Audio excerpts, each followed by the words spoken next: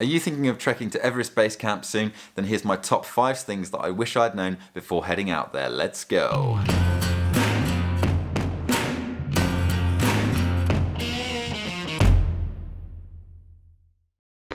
Hello long distance hikers and long term world travellers, Russ here bringing you the best tips and inspiration for hiking around the world. Okay, so the first thing that I wish I had known before I headed out to Nepal for my Everest Base Camp Trek is where is the best place to stay in Kathmandu when you get there. Kathmandu is an absolutely huge place. It's comparable with the size of London. There's loads of districts offering you loads of different things.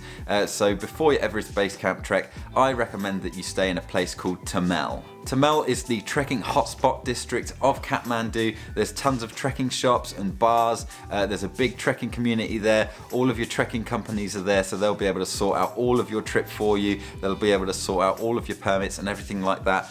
So it's a really handy place to be. The place in Thamel that I stayed in was a street called Z Street. I will put a Google link to the map location for you in the description so you can check out where that is. Okay, so the second thing that I wish I had known before I got to Nepal, before my trek, was to bring all of the most important or expensive or high quality gear items that I knew I needed with me before I got there. The quality of the gear in the trekking shops in Thamel is mainly just cheap knockoffs. I was very lucky to find a very good pair of La Sportiva Tempestas in a trekking shop. I checked out how good the quality was on them and they looked very legitimate to me. I needed to buy new shoes while I was in Nepal because I didn't want to have to order something into Singapore or something like that, because when I actually went out traveling, all I brought with me was my New Balance Minimus, and they were definitely not the most suitable shoes to be wearing for the Everest Base Camp Trek. It's very hard to find trekking shops in Thamel that are selling very high quality gear, but a very kind viewer of mine actually directed me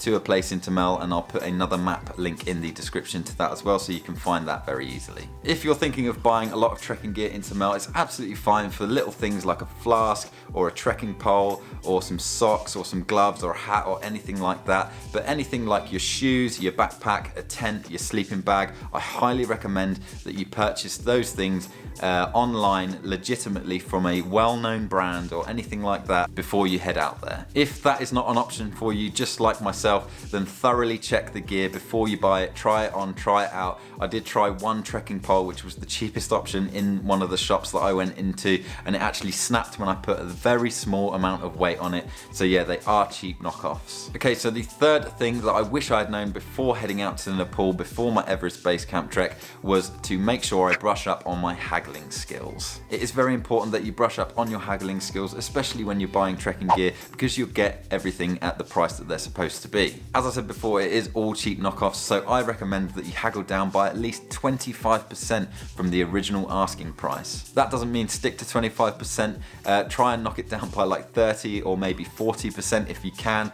Most of the time they're going to let you do that anyway, but I made the mistake. I was in a rush, I just wanted to get my gear, but I wish I'd haggled a little bit further than I did. I got into a little bit of a trap and thought I was getting a good deal when I actually probably wasn't, but hey, you really do live and learn. The bill for all of the trekking gear that I bought in this shop was about 50 quid too high, maybe even a little bit more, but I really needed the gear, and to be honest, money for me wasn't important. All that mattered was that I had the right shoes and the right gear that's going to keep me warm and safe and comfortable on my Everest Base Camp Trek. Okay, the fourth thing that I wish I'd known before heading to Nepal has to be that most of the trekking companies in Thamel will actually sort out your TIMS card and all of your trekking permits for you. Before heading to Nepal, I was getting a little bit stressed out thinking that I'd have to sort out all of these permits and everything for the base camp trek before I got there, but that really wasn't the case. I literally turned up in Thamel in Kathmandu with absolutely no plan and no idea what I was going to do. I wasn't sure if I was going to do the Annapurna circuit or the Everest Base Camp Trek, so I didn't want to go getting permits for everything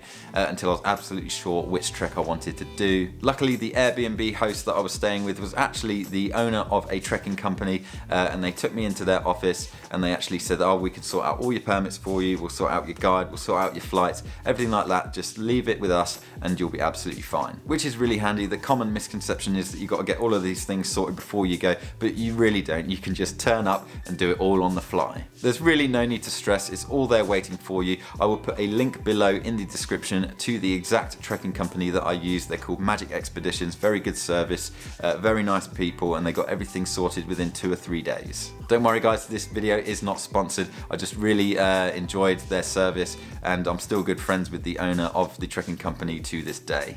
Okay, so the fifth and final thing that I wish I'd known before heading out to Nepal for my trek is that my flight to Lukla from Kathmandu was probably going to be cancelled. I'm sorry to break it to you guys, but if you go out there and you book a flight from Kathmandu to Lukla to start your trek, it's probably going to be delayed by at least 9 hours or it's going to be cancelled. When I got to the airport, I was waiting for 10 hours straight, and at the very end of the day, at the last minute, they decided to cancel the entire flight. The reason for this being is that the flight to Lukla is one of the most dangerous flights in the world. You have to fly through the Khumbu Valley and land on one of the shortest runways I have ever seen. If it is the slightest bit cloudy, they will delay the flights due to your safety. It's not because they're trying to fob you off, it's not because they're trying to get the money out of everybody and cancel the flights anyway, it's literally because it's a very risky flight. After my Everest Base Camp Trek, I actually stayed in Kathmandu for about another week, and the luck of the draw actually had it that the Airbnb host I was staying with was also a pilot for Summit Air. I was asking him a lot of questions about the flight services,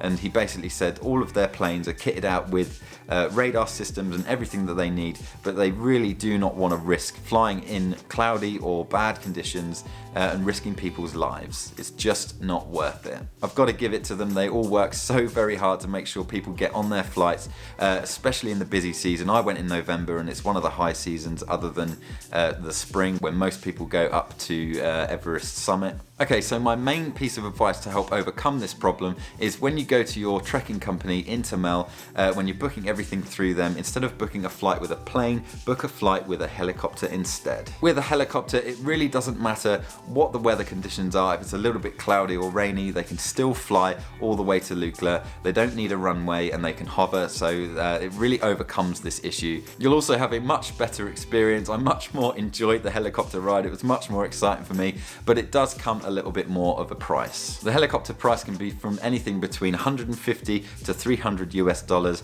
I think a flight is about 250 US dollars in some companies. I've just checked online and some of them were even 300 US dollars. It just depends on what time of year you're going, but if you can, really try and book that helicopter. You can actually turn up at the airport in Kathmandu and go up to the company that does the helicopter flights and just book it there and then.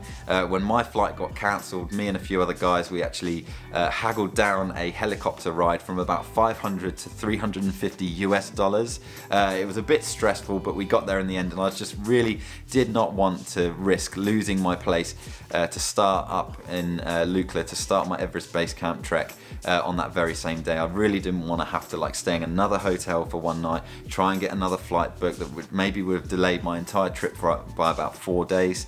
So it's definitely worth getting the helicopter in the end. Okay folks, if you like this video then do hit that thumbs up. Also do consider watching either of the videos to my side here. Also if you haven't done so already, do consider subscribing to my channel for more videos like this, and I'll see you guys in the next one.